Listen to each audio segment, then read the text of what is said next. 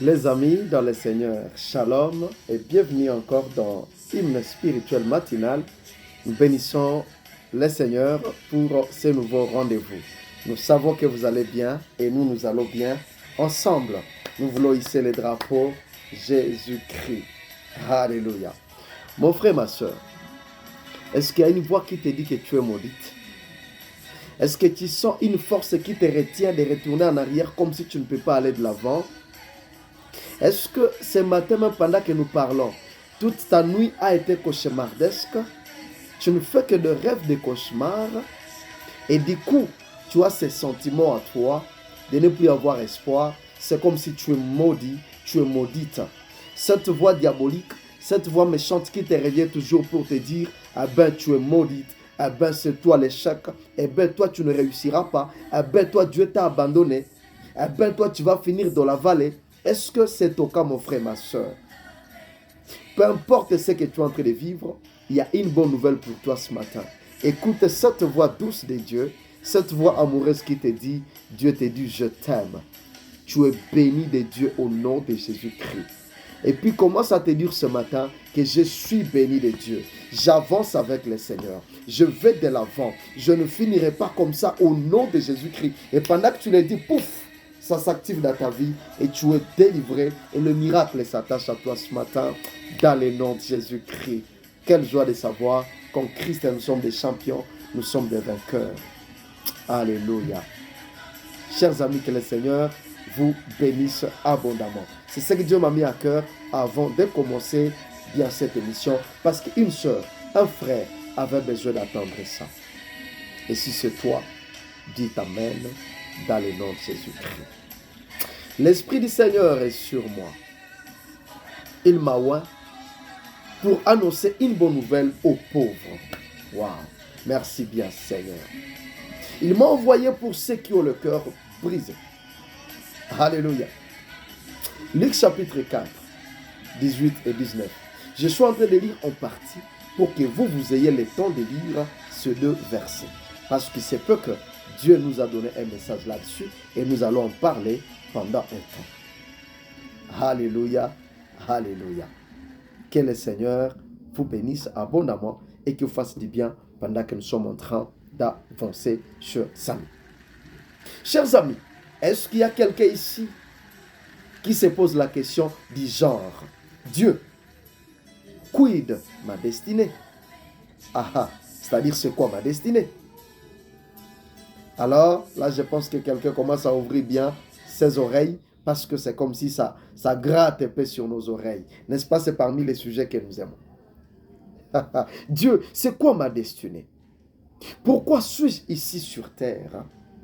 Eh bien, je crois c'est l'un des sujets les plus attirants qui puissent exister, chers amis. Ah oui. Quelqu'un commence à préparer bien sa chaise pour suivre ce message. Nous aimons tous ce genre de message. C'est quoi ma mission? Dieu, c'est quoi ma mission? Et quand il y a des séminaires avec des affiches pareilles, des thèmes pareils, vous allez voir plein à craquer. Parce qu'on aimerait tout savoir. Ah ben Dieu, c'est quoi ma mission? Pourquoi suis-je là? C'est comme si cette mission qui est en nous, il faudrait que quelqu'un d'autre vienne de loin, vienne des États-Unis, vienne de l'autre province pour venir nous révéler notre mission. Et c'est ainsi que les arnaqueurs sont maintenant nombreux aujourd'hui. Parce qu'ils viennent jouer avec la psychologie des gens. Ils viennent jouer avec votre psychologie. C'est comme si pour que moi je découvre ma mission, il faudrait que quelqu'un d'autre bien barbu, habillé à robe sacerdotale, je ne sais pas, avec des rituels compliqués, vienne pour me révéler ma mission. Sérieux, les amis? Pour que moi je découvre ma mission, il faut qu'il y ait quelqu'un d'aussi loin là-bas qui vienne me révéler ma mission. Mais c'est de la blague, chers amis. Alléluia. Et bien aimé, et si la réponse était si simple qu'on le pensait? Si la réponse à cette question était si simple qu'on ne pouvait l'imaginer, les amis, allons-y tous ensemble.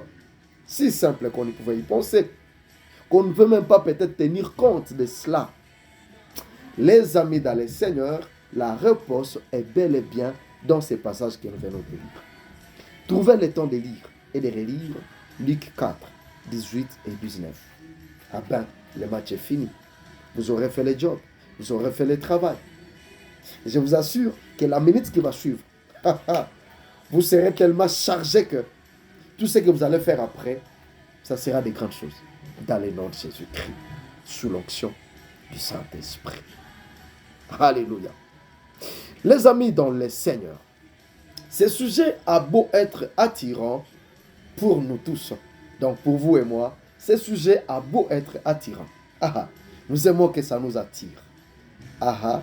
Ça nous attire, chers amis. Et vous allez constater quoi? Que nous faisons tous l'unanimité quand il s'agit de messages comme ça.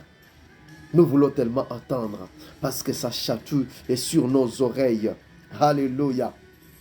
Et nous disons ceci, mais après avoir su notre mission maintenant, même si c'est un prêtre qui est venu en parler, même si c'est un bishop, c'est un prophète qui est venu de la part du Seigneur, l'homme de feu, l'homme de Dieu qui vient, il est venu en parler. Comme vous aimez peut-être le dire, l'homme de feu, l'homme de fire, l'homme de Dieu, l'homme bien attitré, les plus grands théologiens, les PhD en théologie, lorsqu'il vient et lorsqu'il en a parlé, la minute qui va suivre, qu'est-ce qui va venir après? Qu'est-ce que vous en faites? Lorsque ces conférenciers, lorsque ces séminaristes viennent de parler, n'est-ce pas nous nous contentons de remplir que nos carnets de notes? N'est-ce pas que nous ne nous contentons que de remplir nos notebooks et bien souligner même et colorier ce qu'il a dit, tout ce qu'on a écrit, on se contente de les colorier dans notre notebook.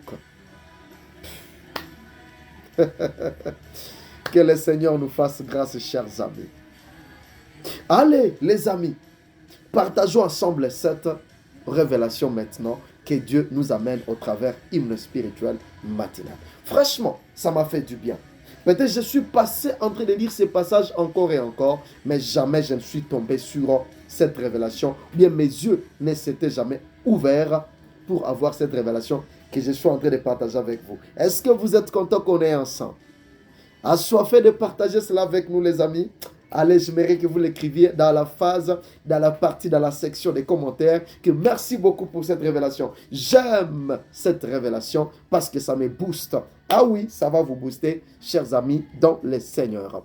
Alléluia, alléluia. J'aime ça, quand le Seigneur ou le Saint-Esprit nous en révèle quelque chose davantage, chers amis, tous ensemble. Je sais que vous avez besoin d'aller à découverte avec moi. Et maintenant, allons-y. La Bible dit ensuite, il roulant les livres, les remit aux serviteurs, et quoi encore? Il s'assit. Il s'assit. Tous ceux qui se trouvaient dans la synagogue avaient le regard fixé sur lui. Là, nous avons évolué dans Luc 4, le verset 20. Alléluia.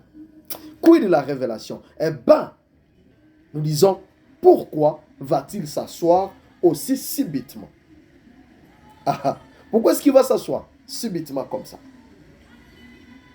Alors qu'on aimerait plus l'attendre, continuer à parler. Et est-ce que ça vous est déjà arrivé de ne même pas vouloir que le prédicateur s'arrête? On aimerait qu'il puisse continuer. On aimerait qu'il puisse continuer tellement le message paraît beau. Et le prédicateur nous emporte. L'homme de Dieu nous emporte dans le message. On aimerait qu'il continue à parler. Est-ce que ça vous est déjà arrivé? Il y a des jours comme ça, il y a des messages comme ça. Oh non, mais pourquoi il s'arrête? On aimerait qu'il continue. Mais ça fait beau quand il est en train de parler. Ce message c'est fort. Ça me parle. Ça nous parle. Et on aimerait qu'il puisse continuer parce que ça grattait vraiment nos oreilles. Sérieux? Est-ce que l'objectif des prédicateurs était seulement de venir gratter sur nos oreilles? Il gratte sur les oreilles et puis ça s'arrête là. Réfléchissons-en un peu. Comment il s'assoit alors qu'on aimerait plus continuer à l'attendre et parler? Jésus n'a plus rien à dire. Oui, il n'avait plus rien à dire. Il a déjà tout dit. Et vous l'avez attendu. Mais plus il attend que chacun de vous les dise à son tour. C'est-à-dire à tour de rôle, Jésus à s'enseignant, il s'attendait à ce que chacun à son tour de rôle les dise maintenant. C'est-à-dire à les disant Que chacun puisse faire comment? Puisse s'approprier cette déclaration. Alléluia. Est-ce qu'on est béni, chers amis, dans le Seigneur? Alléluia. Il vient de faire sa part des lectures. Il a remis les rouleaux aux serviteurs afin que ces derniers fassent également de cette déclaration la sienne. Alléluia. Ce n'est plus ces serviteurs-là, c'est bien toi et moi. Jésus, pourquoi tu t'en sois? Mais je finis ma lecture. Je veux que toi aussi, prenant les rouleaux, tu lises. Et lorsque tu les lis aussi, c'est une déclaration que tu es en train de faire. Que tu dis que l'Esprit du Seigneur est sur moi. Il m'a pour. Il m'a pour. Il m'a pour. C'est pourquoi il s'assoit calmement. Il prend sa chaise, il s'assoit. Et toi, tu es là à t'asseoir, à le fixant les regards, cherchant qu'il puisse continuer à lire. Et toi, quand est-ce que tu vas lire alors?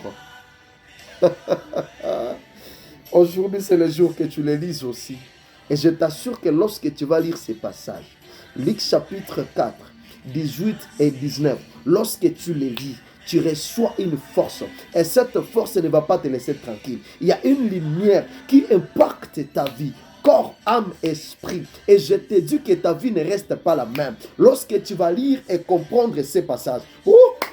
Bien aimé, la partie qui va suivre ou bien la minute qui va suivre.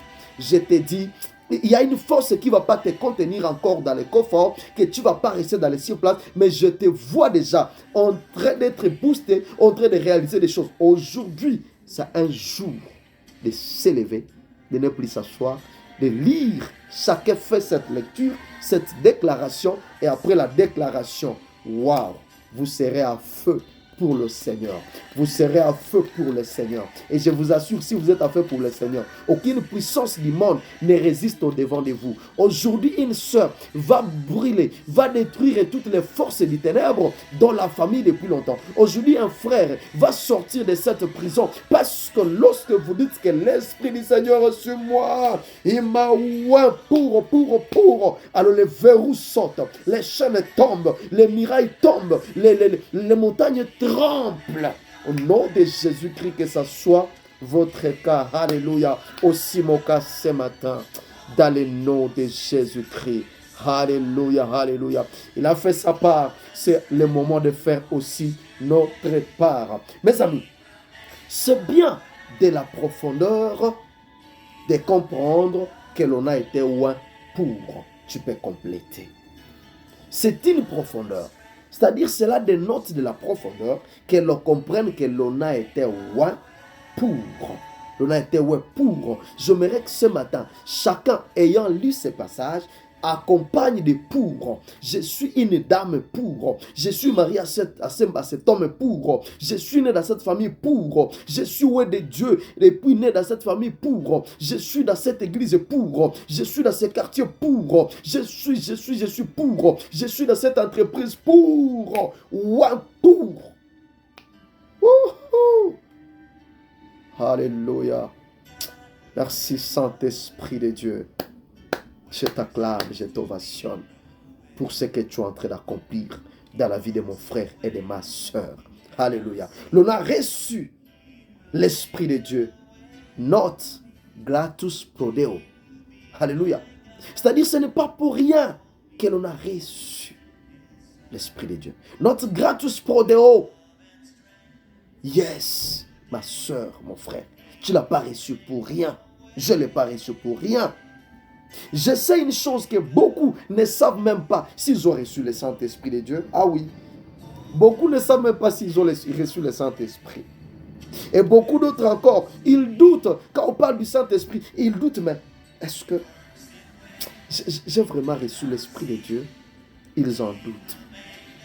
Je ne sais pas quel est ton cas entre les deux. Dans le nom de Jésus-Christ, pour toi qui doutais concernant avoir le Saint-Esprit à toi, que les doutes tombent au nom de Jésus. Et je prie que donc maintenant, ce feu du Saint-Esprit commence à toi. Le feu, ce n'est pas pour te brûler, mais c'est pour te pousser vers quelque chose. C'est pour.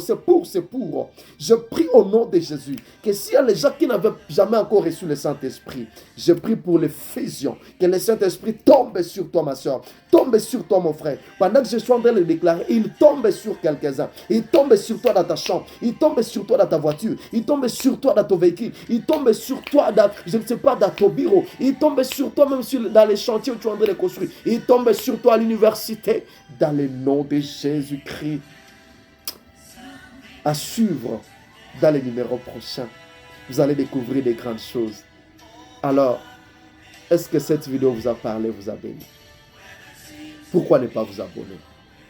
Mais ne vous limitez pas à vous abonner. Aimez, mais aussi partagez.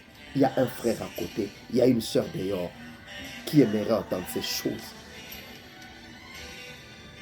Soyez bénis. Merci Saint-Esprit pour ta présence. Bye bye et à la prochaine.